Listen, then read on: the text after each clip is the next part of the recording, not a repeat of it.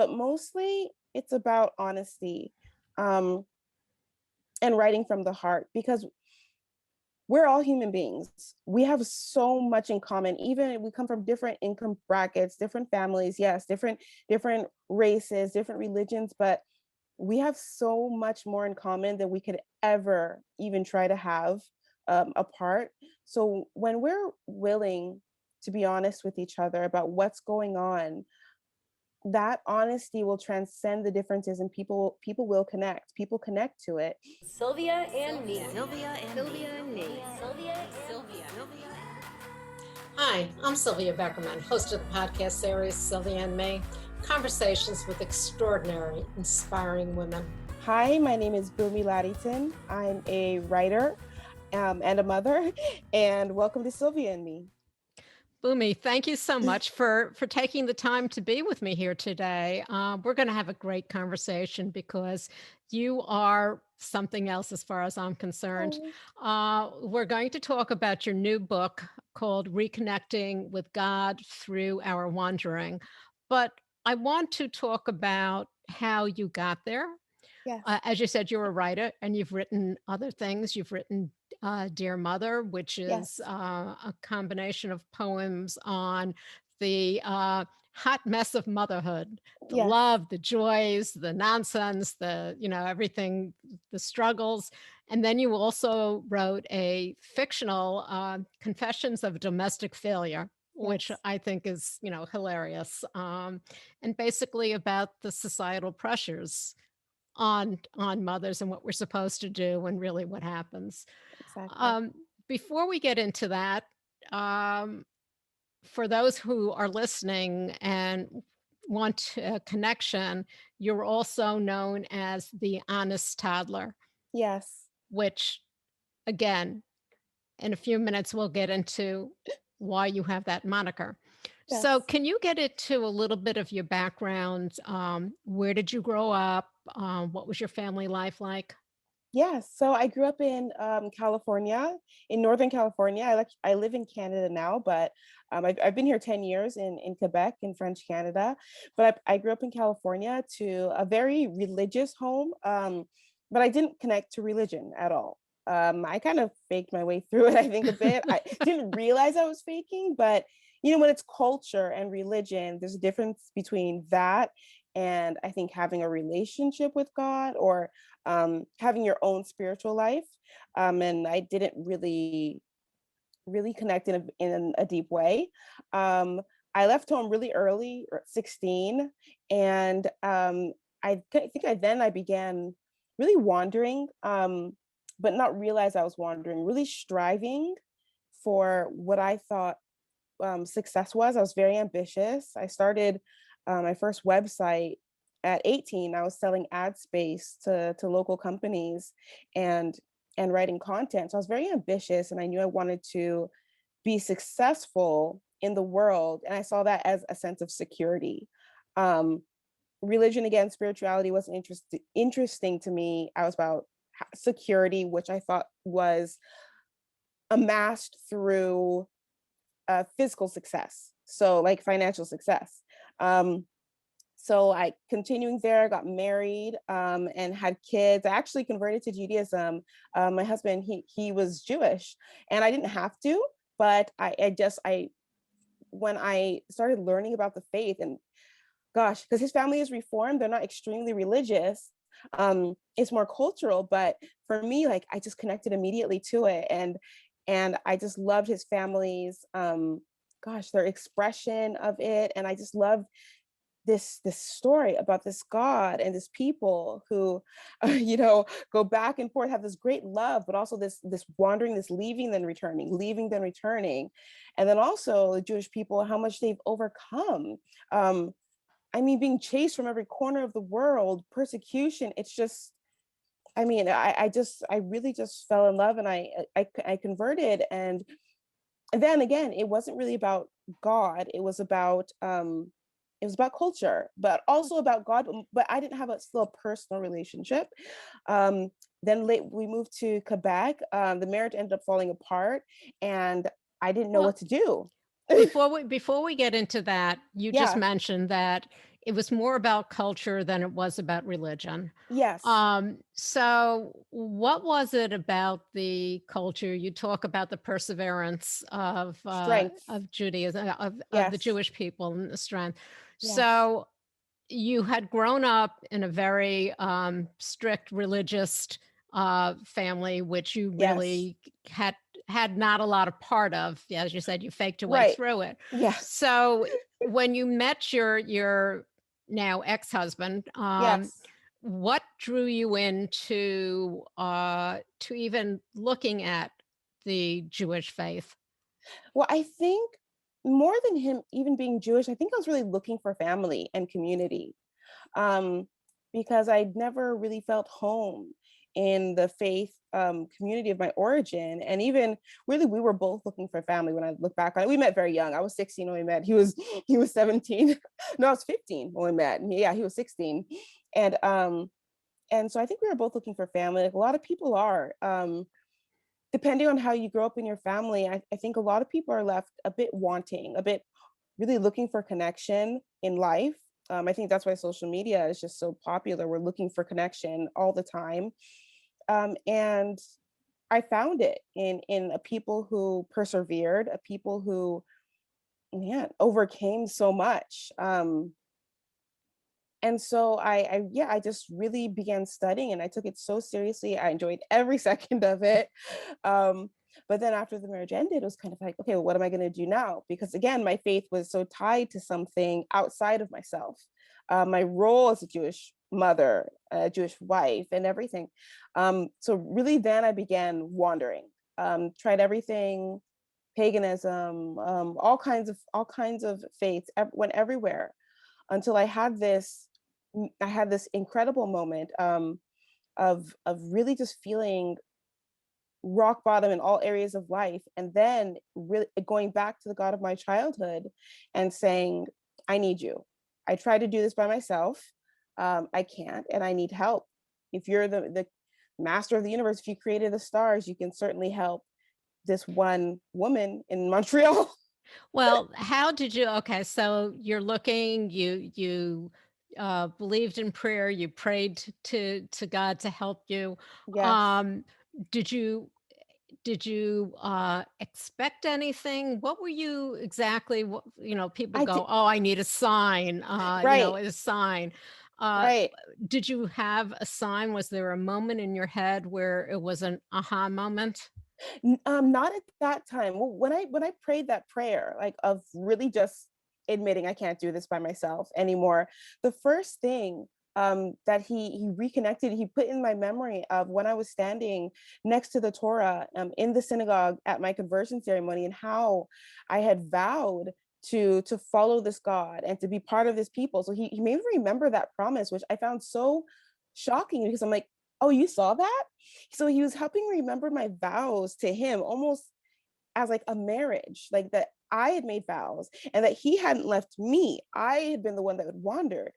And so that really sunk in over a long period of time, that he hadn't ever abandoned me. I'd wandered. And so again, I started praying. I started doing my practices again, but I still felt like something was missing. And so I prayed again. I said, it just popped into my head, the idea of Jesus. I studied a lot of faiths. In Islam, Jesus is called a prophet. He's called Isa. In Christianity, he's called the Son of God. Didn't really make sense to me how God could be a son. What is he, a single parent? I didn't understand. And and then in Judaism, Jesus is kind of this he's a Jewish boy good Jewish boy, but he went kind of got ahead of himself. His followers made him out to be something he wasn't, and then they created a faith that persecuted them. So at that point, I wanted truth. I didn't care what it was. I just wanted the truth. So I began praying and asking God, who is Jesus? If he's important to you, I want to know. Um, and so let me know. And I'm standing at my patio, my balcony. One is, I think, fall kind of afternoon. I'm facing the grass of my balcony, and the patio door is open, but my back is to it, and I just felt this presence behind me. Um, I knew it wasn't a human being. It was the most loving, but most powerful presence I've ever felt in my life. Loving, kind and powerful. To Power and kindness don't really go together in our world so much. Usually power is this thing that says I don't have to be nice to you, and if I am, that's special. But this was ultimate power. I knew that he both knew me and loved me, and I felt and immediately I knew who it was. He doesn't have to announce himself. His presence does. I knew that it was this Jesus, this Yeshua, as we call him at home. And from then on, I knew, and I began reading. I read the Bible, and I didn't turn back, and that just changed everything. It changed everything. Well, you said you have children, and Yes, you're a Jewish mother. Your yes, children have been raised. So right. as you've been going through this journey, how did you take your children along? Did they I come along? That's an awesome question, because I think some, like, not many people ask that, and it's such a huge thing, because you would think like, well, they're seeing all this. So during my even my wandering, I kept up Jewish practices, because these are Jewish, these are Jewish kids. They've always done Shabbat. So I kept doing it, and from my childhood, I kind of learned to do things just to do them. So I was doing them, but after I believed in Yeshua. And that's really controversial belief in the Jewish community. It's not something that's taken lightly to believe in Jesus. It's like the defining thing that you just don't do. You can believe in that different rabbis were the Messiah everyone's waiting for. You can believe that, but Jesus is off the list. He's a big no. And it's even almost offensive. And so, but when I kind of like, when I knew this, I told the kids. They were pretty young, so they still are. I told them, and for some reason, it just made sense to them. It just clicked. And that is not of my doing, because I'm not a pushy religious mom, because, I grew up in a strict household, and I know that what that does, it pushes you away, makes you feel trapped, makes you feel like you have to pretend. But I just shared my experience with them, and they just went, yeah, that makes sense. That makes sense. Yeah, he's the Messiah.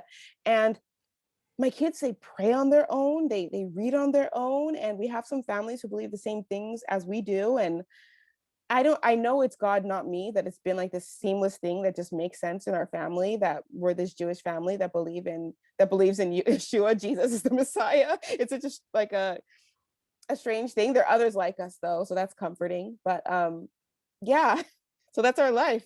So the book you just that was just released, Yes. Reconnecting with God. It's actually called Dear God, but yes, it's about reconnecting with God.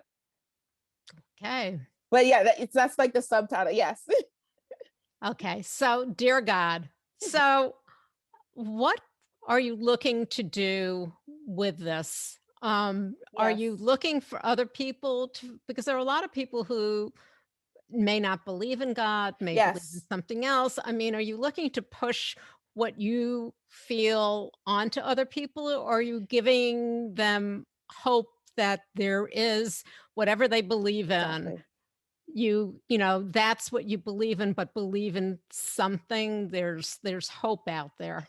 Exactly. Because I'm a really big believer in not pushing, because I've been pushed so many times in my life, and everyone, even when you're physically pushed, the natural reaction is to stiffen up, because everyone has their own unique journey that they're going to go on. Um, my book is really a collection of prayers, and just prayers that I prayed to God when I was first really reconnecting. And they weren't easy prayers for me to pray, because when you come out of so many traumatic experiences, and so much going on, I came out very bruised, and and not bruised, broken, to be honest. Yeah, Um, yes, broken is difficult. Sometimes broken, it's even harder than bruised. yes, Bruises can heal. yes, Broken means you need to put some pieces back together again. exactly. Oh, I love your questions. Yeah, exactly. And it's so different, because bruised, you can walk around.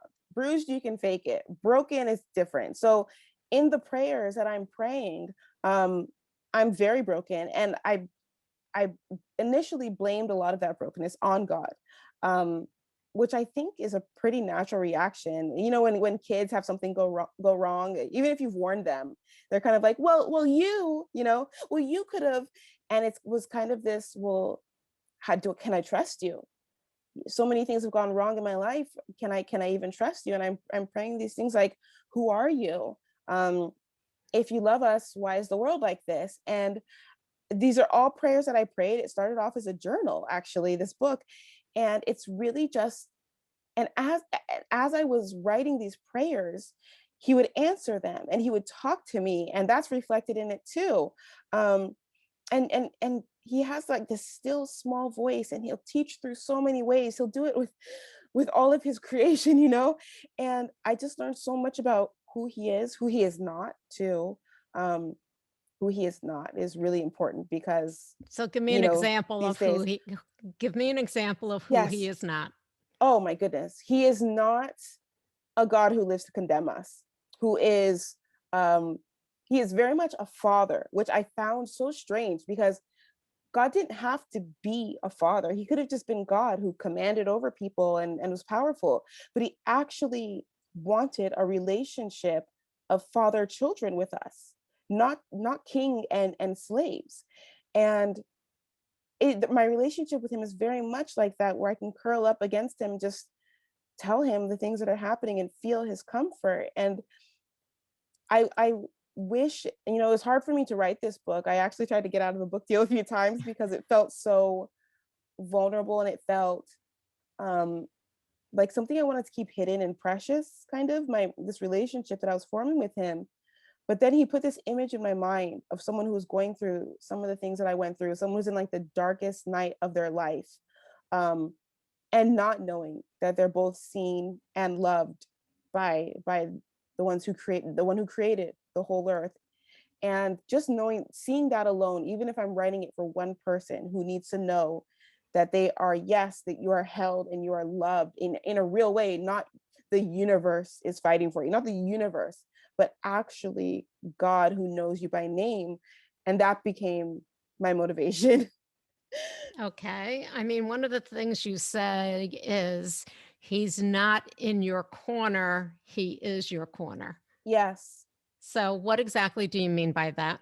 I mean, there's this psalm that I love, and it talks about God being your refuge and being like, there's this imagery of him being this bird, and he covers you with his wings. I think it's Psalm, I always forget the numbers, 91, and it's covering you with his wing. And I love that, because he's not just like this coach, you know, watching as you're, how the coaches in boxing, how they're in the corner, and they're watching you take these blows. He's not like that. He's actually also shields us. He comforts us. Yes, we go through things, but he's there. He's intervening. We can talk to him and get help. He covers us. There's so many things. One thing, after this life is said and done, I think one of the things I'm most interested, if I get to sit, which I know we are going to sit down and talk. I know this, and there's going to be a lot of people, but I'm going to make the appointment, whatever you have to do, stand in line. No, I want to see all of the times when he protected me and covered me, and I didn't even realize it, because I know that happens for each and every one of us, where his grace permeates this world, and without even him taking credit for it most of the time. He cares about each of us individually. That's something that I wish people knew and feel, and anyone can feel that. Anyone can do that. It's just a matter of, he says, like, if when you draw near to me, I'll draw near to you. And that's the entire answer, is go to him, talk to him. And he will Okay. answer you. He will. Well, when we started, I said that your moniker is the Honest Toddler. Yes. Why? So I actually started this Twitter account called The Honest Toddler, and that's actually how I got my first book deal. Was it just so I had this, well, not my firstborn was such an easy kid, the easiest kid in the entire world, and I thought it was because I was an amazing, wonderful parent. Turns out she was just an easy kid. So my second kid comes out like kind of like a typical, like actually not typical, very rambunctious. The toddler years were, I mean, I started to go gray at around like 26 because I was just bored. Like, I mean, her scream in a grocery store people would turn around because it didn't even sound like a human child. It sounded like a pterodactyl, some kind of bird of prey, you know? And and I mean, we would cross the street and she'd just decide she was done walking and just sit down. You know, she's always been very feisty. Even now she's feisty, and she's not bad, just feisty. Run for you know, our money. And so I started this Twitter account, and I was writing as a toddler, as this rambunctious toddler, and parents just really connected to it. So I kept it.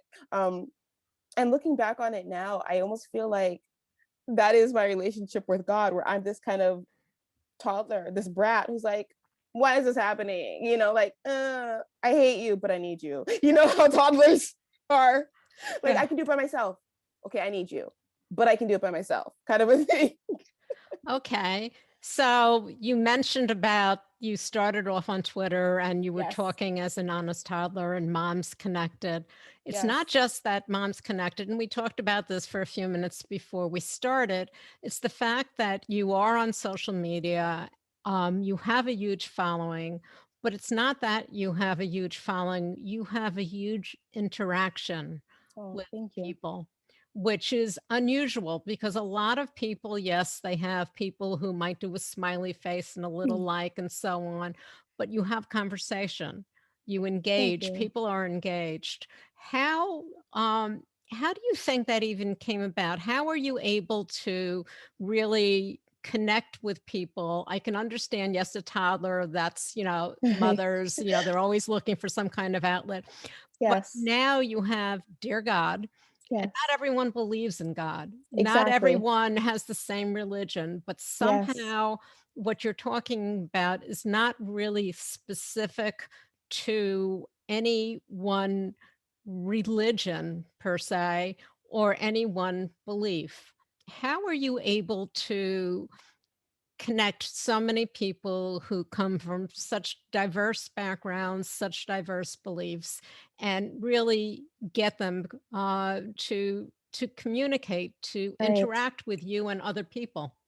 Well, it's not always easy, especially with the religious part, because when I did start writing about Dear God and talking about my faith, there were people who said, I wish you would go back to the funny, relatable mom content. But I do both, you know, and some people said, well, she does both. If you don't like this, like, don't, you know, skip those posts. And so there have been bumps in the road, but mostly it's about honesty, and writing from the heart, because we're all human beings. We have so much in common. Even we come from different income brackets, different families, yes, different races, different religions, but we have so much more in common than we could ever even try to have apart. So when we're willing to be honest with each other about what's going on, that honesty will transcend the differences, and people will connect. People connect to it. And I think especially with so much of social media being so curated, so perfected, so planned, so beautiful, you know what I mean? Like, it's so planned, and okay, does this go along with my brand? Is this not that? Yes, people do want to see beautiful things. I follow this one Instagram account that, oh my gosh, it's like, first of all, I don't even know how she keeps a house like this. Everything's white in her house. Everything's white. And there are no like boxes of cereal or cans of things. She keeps everything in like these jars, these beautiful glass jars. And just like, wow. First of all, I wouldn't even be comfortable in a house like that because I'm not even up to that standard, but I would love it if I could do something like that. Well, you It's know, just, white is easier to clean than anything else because you could use is it? bleach. You use That's true. bleach. You just exposed one of the secrets. A friend of mine Yes. had white carpeting with an Bleach. infant, and I asked, and sure enough, it's because you can use bleach and That's why they do it, because it's like sparkling all the time, and her house just glistens, and she posts these videos of like she's cooking dinner and it's just like perfect. And yes, that's fun to watch, but we also want to connect, especially now more than ever, because life is so uncertain and kind of crazy and weird. We just want to connect. So I think if people are willing to share what's really on their hearts and what's really going on in their lives, people will respond to that. People will do it. And it's not always easy, I know, because you're like, well, I don't want people to know, but people are going through things that they're keeping too. They are. That's very true. Yeah. But what you're doing is trying to, by opening up yourself, you're helping other people to open up, whether they believe or not. It doesn't matter. It's conversation. Yes. It's Talking. right. It's Yes. conversation. You're not trying to get somebody to believe what you believe, but you're No. getting people to open up. And Thank you. especially during these times, people are Yes. looking for that connection, Yes. to be able to voice how they feel. Yes. So you've done that, as far Oh, as I'm concerned, beautifully. thank you so much. What if you had one thing that you want people to take away from this conversation, your book, your writings, what would Yes. that be? That they are loved. They are seen, accepted, and loved. If I had gone through my life actually knowing and feeling that, um, it would have made all the difference. And so I just want people to know that. I get messages from people. Sometimes people share with me what they're going through, really hard things. Ugh, just such hard things where they have this beautiful profile photo and you have just no idea what they're going on and dealing with in their lives, and we're all like that. All of us are like that. And I just, we can't prevent every bad thing from happening. We can't. We're going to go through hard times. We're going to go through like the roughest times.